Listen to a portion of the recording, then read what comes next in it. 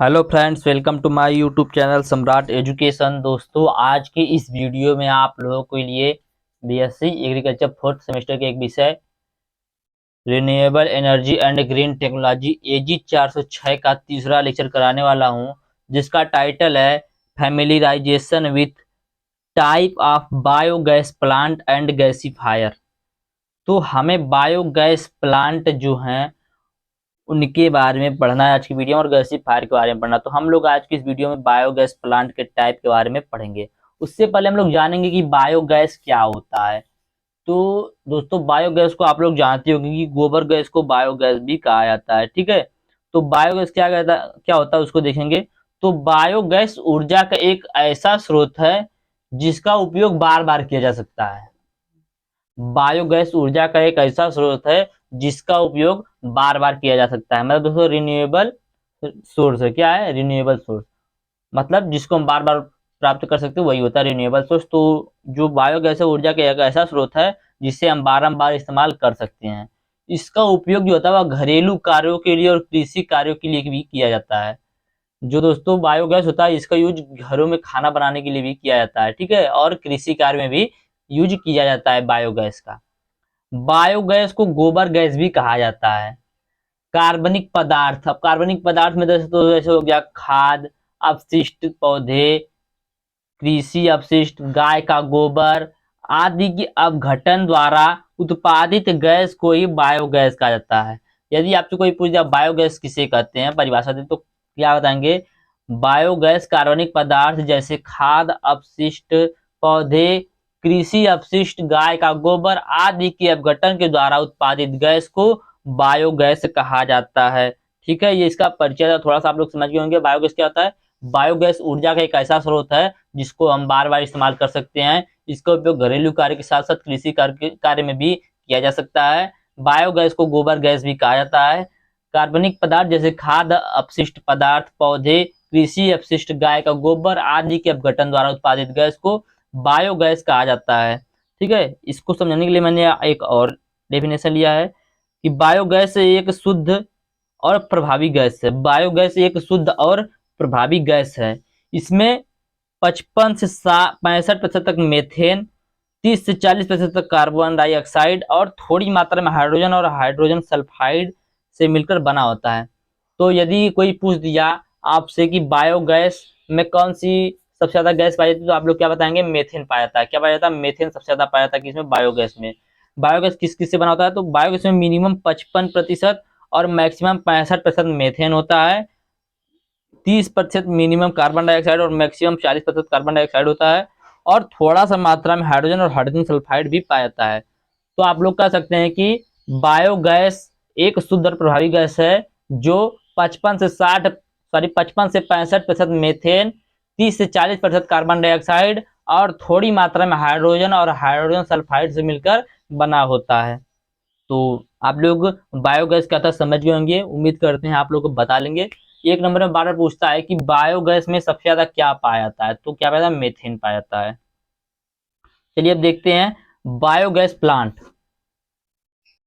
Biogas plant, तो biogas plant को दो प्रकार के बायोमास सॉरी जो बायोगैस प्लांट होता है इसको इसका प्रोडक्शन दो प्रकार के प्लांट से किया जाता है। पहला होता है फ्लोटिंग डोम टाइप और दूसरा होता है फिक्सेड डोम टाइप।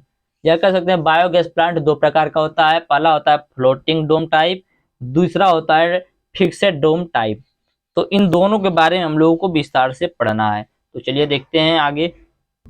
तो सबसे पहले हम लोग देखेंगे floating dome type biogas plant, या फ्लोटिंग ड्रम टाइप भी इसे कहते हैं। ठीक है, इस वीडियो में आप लोगों को सिर्फ बताऊंगा, अगले वीडियो में आप लोगों को फिगर से मैं समझा दूंगा फ्लोटिंग डोम टाइप और fixed dome type gas plant कैसा होता है। ठीक है, इस वीडियो में सिर्फ आप लोगों को बताऊंगा। तो चलिए देखते हैं floating dome type biogas plant. इसे floating gas holder type biogas plant के नाम से भी जाना जाता है। Floating dome type biogas plant को floating gas holder type biogas plant के नाम से भी जाना जाता है। इस तरह के डाइजेस्टर में ड्रम स्लरी के ऊपर फ्लोट करता है। अब स्लरी क्या होता है?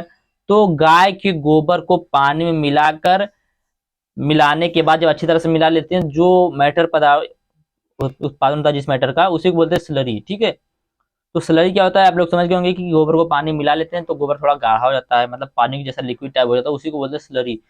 तो इस तरह के डाइजेस्टर में ड्रम जो गैस होल्डर होता है उसे स्लरी के ऊपर फ्लोट करता रहता है। गैस ड्रम के ऊपरी भाग में एकत्रित होता है। इसमें जो गैस होता है वह ड्रम के ऊपरी भाग में एकत्रित होता है, और जैसे जैसे गैस का दबाव बढ़ता है ड्रम ऊपर की ओर बढ़ने लगता है। दोस्तों ध्यान दीजिएगा कि जो floating gas holder type biogas plant होता है, इसमें जैसे जैसे गैस का दबाव बढ़ता है ड्रम ऊपर की ओर बढ़ने लगता है, परंतु जैसे जैसे गैस कम होता है ड्रम नीचे की तरफ आने लगता है। तो यह बहुत ही मुख्य पॉइंट है इसमें, और फिक्स्ड डोम टाइप में बहुत बड़ा अंतर है दोनों है। ठीक है, इसमें क्या होता है, इसमें जब गैस का दबाव बढ़ता है तो ड्रम ऊपर की ओर बढ़ने लगता है, लेकिन जो फिक्स्ड डोम टाइप होता है वो एक जगह फिक्स होता है, वह कहीं पे ऊपर नीचे नहीं बढ़ता है। ठीक है, तो जो बायोगैस प्लांट फ्लोटिंग टाइप होता है, इस तरह का जो बायोगैस प्लांट होता है डाइजेस्टर में ड्रम स्लरी के ऊपर फ्लोट करता रहता है। गैस ड्रम के ऊपरी भाग में एकत्रित होता है। जैसे जैसे गैस का दबाव बढ़ता है ड्रम ऊपर की ओर बढ़ने लगता है, परंतु जैसे जैसे गैस कम होने लगती है ड्रम नीचे की तरफ आने लगता है। तो इसको समझ गए होंगे। हम लोग देखेंगे कौन सा रॉ मटेरियल यूज होता है इन दोनों को बनाने में। ठीक है, इन दोनों में कौन कौन सा रॉ मटेरियल यूज होता है बायोगैस को बनाने में, तो चलिए देखते हैं। तो ये आप लोग समझ गए होंगे, आगे चलते हैं देखते हैं। रॉ मटेरियल रिक्वायर्ड, तो कौन कौन सा रॉ मटेरियल यूज या कौन कौन से रॉ मटेरियल की आवश्यकता होती है बायोगैस को बनाने के लिए। तो बायोगैस के फार्म्स वाटर के साथ यूज होते हैं। जो बायोगैस होता है उसके जो फार्म होते हैं वो वाटर के साथ यूज किए जाते हैं। तो वाटर के साथ क्या क्या मिला जाता है, तो जानवर का गोबर, पोल्ट्री वेस्टेज, जानवर का गोबर तो आप लोग जानते हैं। पोल्ट्री वेस्टेज मतलब दोस्तों जो मुर्गी का अपशिष्ट पदार्थ होता है, ठीक है, वह हो गया। और नीचे जो चारा डाला जाता है वो चारा जो बचा होता है उसको भी यूज किया जाता है। ठीक है, दूसरा है प्लांट वेस्टेज, जैसे भूसी हो गया, घास हो गया, खरपतवार हो गया। तीसरा है इंडस्ट्रियल वेस्ट, जैसे लकड़ी का बुरादा हो गया, फूड प्रोसेसिंग इंडस्ट्री हो गई, वहां का जो वेस्ट पदार्थ है वो। अगला डोमेस्टिक वेस्ट, सब्जी की छिलका, वेस्ट फूड मटेरियल, जैसे सब्जी का जो छिलका था वह हो गया। और जैसे हमारा खाना जो बच जाता है खराब हो जाता है उसका यूज किया जाता है पानी में मिलाकर बायोगैस को बनाने के लिए। तो रॉ मटेरियल कौन कौन सा यूज होता है, जानवरों का गोबर, poultry waste, plant waste, industrial waste, domestic waste. ठीक है, इसके अलावा भी यूज किया जाता है, तो यह मुख्य होता है। तो उम्मीद करते हैं यहाँ तक आप लोगों को समझ में आया होगा। अब देखेंगे parts of biogas plant. Biogas plant में कौन कौन से पार्ट यूज होते हैं दोनों में देख लेते हैं। ठीक है, पार्ट्स ऑफ बायोगैस प्लांट या बायोगैस संयंत्र के भाग। संयंत्र मतलब दोस्तों प्लांट हो गया, बायोगैस प्लांट का भाग कर सकते हैं इसे। तो पहला होता है डाइजेस्टर। तो डाइजेस्टर बायोगैस प्लांट का एक महत्वपूर्ण भाग है। डाइजेस्टर बायोगैस प्लांट का एक महत्वपूर्ण भाग है जो धरातल के नीचे बनाया जाता है एवं बीच में एक विभाजन दीवार से दो कक्षों में बांटा जाता है। क्या बोला कि डाइजेस्टर जो होता है वो बायोगैस प्लांट का एक महत्वपूर्ण भाग होता है जो धरातल के नीचे बना जाता है एवं बीच में एक विभाजन दीवार से दो कक्षों में बांटा जाता है। इसमें गोबर व पानी के घोल को फर्मेंटेशन होता है। इसमें जो गोबर होता है और पानी का घोल होता है उसका फर्मेंटेशन किया जाता है, उसे किण्वित किया जाता है, मिलाया जाता है, कह सकते हैं सीधी भाषा में। ठीक है, इसके बाद होता है दूसरा मिक्सिंग टैंक। यह क्या करता है, यह दोनों को मिलाता है गोबर और पानी को। मिक्सिंग टैंक का उपयोग गोबर या अन्य कोई अपशिष्ट को पानी के साथ अच्छी तरह मिक्स करने के लिए होता है। बाद में इस मिश्रण को डाइजेस्टर में प्रवाह कर देते हैं। ठीक है, तो मैं बोल रहा हूँ अगले वीडियो में आप लोगों को फिगर के माध्यम से समझाऊंगा। अभी के वीडियो में आप लोग सिर्फ जान लीजिए क्या क्या यूज होता है, कौन कौन सा पार्ट होता है, कहाँ कहाँ पे उसका यूज होता है। वीडियो थोड़ा लंबा हो सकता है, आप लोग वीडियो को पूरा जरूर देखिएगा। और बहुत ही इंपॉर्टेंट इसमें क्वेश्चन बार बार एग्जाम पूछता है। तो डाइजेस्टर आप लोगों ने देख लिया, आप देख रहे हैं मिक्सिंग टैंक। तो डाइजेस्टर में क्या देखिए फिर से देख लीजिएगा कि डाइजेस्टर जो होता है वो बायोगैस प्लांट का एक महत्वपूर्ण भाग होता है जो धरातल के नीचे बनाया जाता है। कहाँ बनाता है, धरातल के नीचे, एवं बीच में एक विभाजन दीवार दो कक्षों में बांटा जाता है। इसमें गोबर और पानी के घोल का फर्मेंटेशन होता है। मिक्सिंग टैंक में क्या होता है, मिक्सिंग टैंक का उपयोग गोबर या अन्य कोई अपशिष्ट को पानी के साथ अच्छी तरह मिक्स करने के लिए होता है। बाद में इस मिश्रण को डाइजेस्टर में प्रवाह कर देते हैं। ठीक है, मिक्स करके डाइजेस्टर में से भेज दिया जाता है जहाँ पे उसका क्या होता है, किण्वन होता है, फर्मेंटेशन होता है। आगे देखते हैं। तो हम लोगों ने देखा क्या, डाइजेस्टर और मिक्सिंग अब देखेंगे क्या, गैस डोम। तो डोम एक स्टील ड्रम के आकार का होता है जिसे डाइजेस्टर पर उल्टा फिक्स किया जाता है। डोम क्या होता है, एक स्टील ड्रम के आकार का होता है जिसे डाइजेस्टर पर उल्टा फिक्स किया जाता है। साथ ही इस बात का ध्यान रखा जाता है कि डोम ऊपर या नीचे की दिशा में आसानी से फ्लोट हो सके, मतलब आ जा सके। डोम के शीर्ष में एक गैस होल्डर लगा होता है जो पाइप द्वारा स्टोव से जुड़ा होता है। डोम के शीर्ष में एक गैस होल्डर लगा होता है जो पाइप द्वारा स्टोव से जुड़ा हुआ होता है। जब गैस बनना प्रारंभ होती है तो सबसे पहले डोम में एकत्रित होती है एवं बाद में होल्डर द्वारा स्टोव तक पहुंचती है। तो यह हो गया क्या, डोम होल्डर, सॉरी डोम। अब देखेंगे ओवरफ्लो टैंक। यह टैंक डाइजेस्टर में किण्वित हुए घोल को बाहर निकालने का काम आता है। ओवरफ्लो टैंक क्या होता है, यह टैंक जो होता है डाइजेस्टर में जो फर्मेंटेशन हुआ घोल होता है दोनों का, उसको बाहर निकालने का काम आता है। उसके बाद आता है वितरण पाइपलाइन। गैस की जरूरत जगह पर वितरण करने के लिए इसका उपयोग करते हैं। प्रयास यही किया जाता है कि वितरण पाइपलाइन ज्यादा लंबी न हो। तो वितरण पाइपलाइन क्या होता है, जिससे मान लीजिए आप लोगों को जहां जहां पे गैस का वितरण करना है वहां वहां पे इसका यूज किया जाता है। आगे देखते हैं, fixed dome type biogas plant, ठीक है, या इसे स्थिर ड्रम टाइप बायोगैस संयंत्र कह सकते हैं हिंदी में। तो यह डाइजेस्टर एक बंद गुंबद नुमा संरचना का होता है। गुंबद मतलब डोम की तरह या उल्टा ड्रम की तरह, ठीक है। यह डाइजेस्टर एक बंद गुंबद नुमा संरचना का होता है। इसका निर्माण धरातल के भीतर अस्थायी रूप से किया जाता है। इसका निर्माण धरातल के भीतर क्या अस्थायी रूप से किया जाता है। गैस डाइजेस्टर के ऊपर के भाग में एकत्रित होता है। इसमें भी गैस जो होता है डाइजेस्टर के ऊपरी भाग में ही एकत्रित होता है।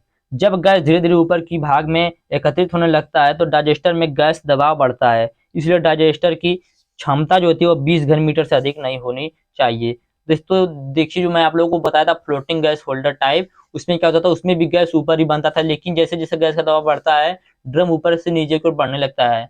लेकिन इसमें क्या होता है, इसमें भी दबाव बनेगा लेकिन जो डाइजेस्टर है उस पर दबाव बनेगा, लेकिन ड्रम ऊपर से नीचे नहीं आएगा, नीचे से ऊपर नहीं जाएगा। इसलिए इस डाइजेस्टर की जो क्षमता होती है वो 20 घन मीटर से अधिक की नहीं होनी चाहिए, ठीक है। और देख लेते हैं इसे समझने के लिए, या मैंने इसको समझने के लिए आप लोगों को दो दो एग्जांपल लिया है। इसका गैस होल्डर फिक्स होता है, एकदम आसान भाषा में। यदि आप लोगों को fixed dome type biogas plant के बारे में बताना तो आप लोग बता दीजिएगा कि इसका जो गैस होल्डर होता है वह फिक्स होता है, खर्च कम लगता है और बनावट आसान होती है। यह भी दो प्रकार का होता है। पहला होता है दीन बंधु मॉडल, दूसरा होता है जनता मॉडल। इन दोनों मॉडल को भी मैं आप लोगों को फिगर के साथ बताऊंगा, ठीक है। अब देखेंगे फैक्टर अफेक्टिंग बायोगैस प्रोडक्शन, मतलब कि जो हम लोग बायोगैस का उत्पादन करते हैं तो कौन कौन से कारक जो होते हैं प्रभावी होते हैं, देखते हैं उनको। बायोगैस उत्पादन को प्रभावित करने वाले कारक, पहला होता है टेम्परेचर, तापमान। बायोगैस संयंत्र में बैक्टीरिया उत्पादन तापमान से प्रभावित होता है। बायोगैस किण्वन 0 से 70 डिग्री सेल्सियस तापमान में हो सकता है, परंतु प्रभावी मीथेन उत्पादन 25 डिग्री सेल्सियस से 40 डिग्री सेल्सियस तक होता है एवं अधिकतम मीथेन उत्पादन 35 डिग्री सेल्सियस तापमान पर होता है। तो ये तापमान कैसे प्रभावित करता है आप लोगों ने देखा। आगे देखते हैं, सामग्री का प्रवाह एवं जल मिश्रण। तो बायोगैस के उत्पादन में जल कार्बनिक पदार्थ के किण्वन के लिए आवश्यक होता है। मिश्रण में 1 भाग पशु खाद और 5 भाग पानी मिलाते हैं। एनारोबिक डाइजेशन के लिए कार्बन नाइट्रोजन का अनुपात 1:20 से 1:30 उपयुक्त माना जाता है, जबकि 1:33 का कार्बन नाइट्रोजन अनुपात इष्टतम होता है और यह अनुपात 1:35 से अधिक नहीं होना चाहिए। तो यह भी प्रभावी करता है। आगे देखते हैं, प्रतिधारण समय, रोटेशन टाइम। यह समय तापमान के साथ बदलता रहता है। उच्च तापमान पर प्रतिधारण समय कम होता है, वह कम तापमान में अधिक होता है। बायोगैस उत्पादन के लिए आदर्श प्रतिधारण समय 10 दिन का होता है, जिसके लिए तापमान 35 डिग्री सेल्सियस होना चाहिए। तो यह कुछ प्रभावी कारक थे जो बायोगैस के प्रोडक्शन में प्रभाव बनाते हैं, प्रभाव डालते हैं। अब देखेंगे बायोगैस प्लांट के लाभ। तो यह गैस पर्यावरण के अनुकूल है एवं ग्रामीण क्षेत्रों के लिए बहुत उपयोगी होता है। जो बायोगैस होता है इससे पर्यावरण को कोई हानि नहीं होती है, ठीक है। अगला पॉइंट है, यह तकनीकी पर्यावरण को स्वच्छ रखने में मदद करता है। यह तकनीकी पर्यावरण को स्वच्छ रखने में मदद करता है। अगला पॉइंट है, बायोगैस की उपलब्धता से खाना पकाने में लगने वाली लकड़ी के उपयोग को कम कर सकते हैं, जिसके फलस्वरूप पेड़ों को भी बचाया जा सकता है। पेड़ बचेगा तो हमें ऑक्सीजन देगा, ठीक है। आगे है, इसके उत्पादन के लिए कच्चे माल की आपूर्ति गांव से पूरी हो जाती है। कहीं और से कच्चे माल की आयात करने की आवश्यकता नहीं होती है। कहने का मतलब दूधी गोबर तो गांव में ही मिल जाएगा। अगला पॉइंट है, लकड़ी और गोबर के चूल्हे में बहुत धुआं निकलता है जो गृहिणियों के स्वास्थ्य के लिए बहुत ही हानिकारक होता है। जब पहले लकड़ी और गोबर के ऊपर पे खाना बनता था तो उसमें से धुआं बहुत अधिक निकलता था, जो गृहिणी होती है, जो खाना बनाने वाली होती है, उसके स्वास्थ्य के लिए बहुत ही हानिकारक होता है। परंतु इस तकनीक में धुआं नहीं निकलता है, जिससे स्वास्थ्य संबंधी बीमारियों को रोका जा सकता है या रोकथाम में सहायता मिलती है। तो यह इसका लाभ था। आगे देखते हैं इसकी सीमा क्या है। यह प्रतिदिन काम के बोझ को बढ़ा देता है। जो दोस्तों बायोगैस प्लांट होते हैं प्रतिदिन काम के बोझ को क्या करता है, बढ़ा देता है। बायोगैस प्लांट के पास पर्याप्त मात्रा में पानी की उपलब्धता होनी चाहिए। अगला पॉइंट है, निर्माण सामग्री साइट पर आसानी से उपलब्ध होनी चाहिए, अन्यथा स्थापित करने में समय एवं धन का व्यय बढ़ जाएगा। अगला पॉइंट है, बायोगैस संयंत्र केवल उस दिशा या उस दशा में घर में स्थापित किया जा सकता है जब दैनिक गोबर की आपूर्ति के लिए पर्याप्त पशुओं की संख्या हो। अगला पॉइंट है, बायोगैस उत्पादन के लिए तापमान पर निर्भर होने के कारण यह उन क्षेत्रों में उपयोगी नहीं है जिनकी ऊंचाई समुद्र से 2000 मीटर से अधिक है। तो यह इसका लिमिटेशन था। तो उम्मीद करते हैं आप लोगों को वीडियो बहुत ही अच्छा लगा होगा और अच्छे से समझ में आया होगा। वीडियो अच्छा लगा तो वीडियो को लाइक कीजिएगा, चैनल को सब्सक्राइब कीजिएगा। उसके पहले मैं एक बार आप लोगों को बता देता हूँ कि बायोगैस होता क्या। देखिए, सबसे जरूरी है कि आप लोग बायोगैस को जानते रहिए। इसको आप लोग धीरे धीरे सब कुछ समझते रहेंगे, जानते रहेंगे। मैं आप लोगों को बहुत अच्छे से बताता भी रहूंगा। तो बायोगैस क्या होता है, बायोगैस ऊर्जा का एक ऐसा स्रोत होता है जिसका हम लोग बार बार इस्तेमाल कर सकते हैं। ठीक है, बायोगैस को क्या कहते हैं, गोबर गैस के नाम से भी हम लोग जानते हैं। आज कोई पूछा बायोगैस बनता कैसे है, तो कह देंगे हम लोग कार्बनिक पदार्थ, खाद्य अपशिष्ट, पौधे, कृषि का अपशिष्ट, गाय का गोबर आदि के अपघटन द्वारा एक गैस उत्पादित होती है जिसे बायोगैस कहा जाता है। यह एक शुद्ध और प्रभावी गैस होता है। इसमें 55 से 65% मीथेन, 30 से 40% कार्बन डाइऑक्साइड और थोड़ा सी मात्रा में हाइड्रोजन और हाइड्रोजन सल्फाइड पाया जाता है। वीडियो अच्छा लगा तो वीडियो को लाइक कीजिएगा, चैनल को सब्सक्राइब कीजिएगा। धन्यवाद, जय हिंद।